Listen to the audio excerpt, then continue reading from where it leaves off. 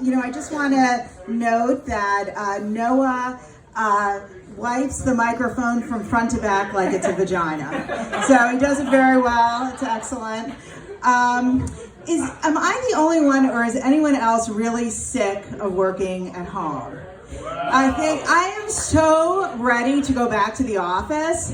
I mean, mainly because the sexual harassment is so much better at the office for me. Like at home, my husband's always like, please stop touching me. I have work to do. I should know that at the office I'm the boss. So like my motto is, it's not sexual harassment if the boss has big tits. I also feel like there's just so much gluttony right now. Like we've been living at home in our house for almost a year. I feel like everything in our house is always full. The refrigerator, the dishwasher, the wine glasses, the people. The only thing that's not full are our lives. Somehow that's, I know, it's not funny. It's not funny, it's sad. It's just sad. One of the things I've thought a lot about is no contact delivery, which I get. I totally get why they're doing that now. But for me, it totally ruins the entire premise of pizza delivery porn, which is like my favorite kind of go-to porn. Because I'm a 53-year-old woman. I need like fantasies of getting like young men into my house.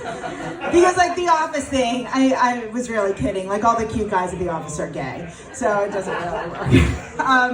But like with the no contact delivery, like how does that work with pizza delivery porn? I mean, how is that going to happen? What is it now? It's really just one sad woman sitting on her couch using her vibrator, and then a bunch of pizza boxes just piled up on the porch. It's sad. It's really sad. I don't know. We've been trying to do different things in our house to like keep ourselves busy during the pandemic. We recently went to a rage room. Has anyone been to a rage room? It's like a huge warehouse where you just break things.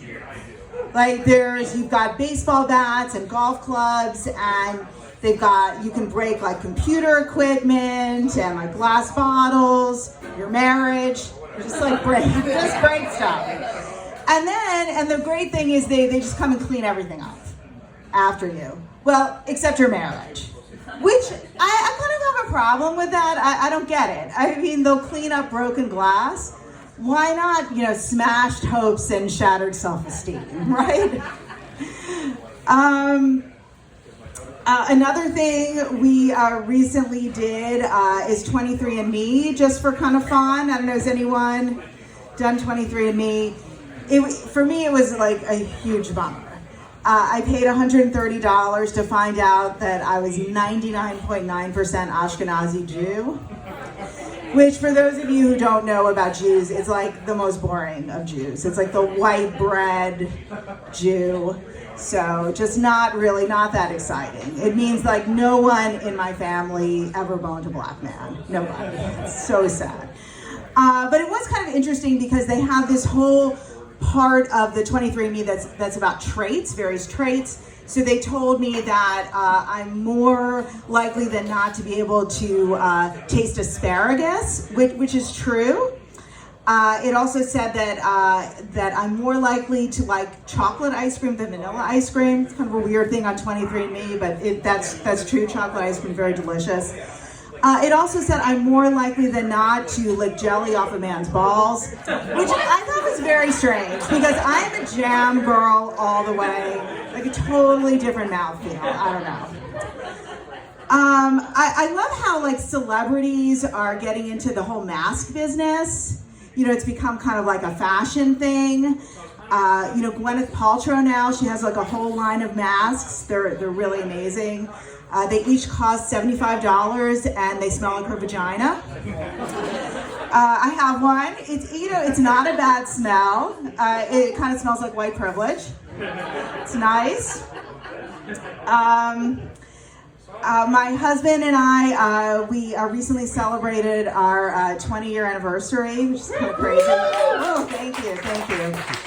You know, and we decided, you know, we wanted to add some spice into our relationship, kick it up a notch. So we added a woman to our relationship.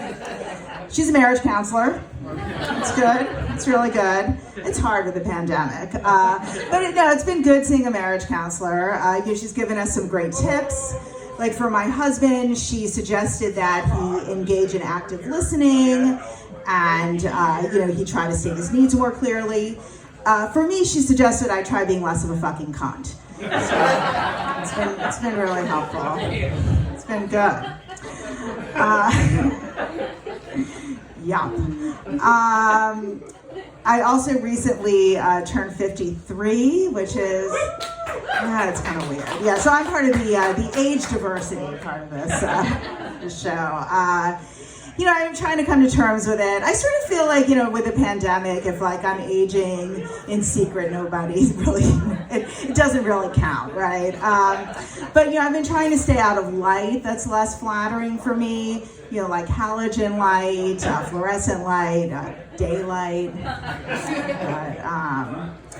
But you know, I think it's kind of interesting. When I talk to like younger women that I know, the birth control options now. You know, I know a lot of women are on the IUD. They take that, which like when I was growing up, like nobody ever did that.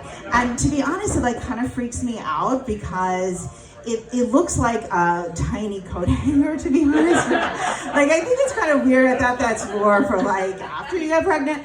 But I sort of feel like, no, I'm sorry, that's terrible. But I sort of feel like we should be able to do better. I feel like, you know, Elon Musk is working on a Hyperloop to get you from San Francisco to like LA in like 15 minutes. And this is the best we can do for birth control. Like, why isn't there some kind of a gummy that a woman can take that to prevent pregnancy, get her high, and help her orgasm all at the same time? That's what I'm thinking.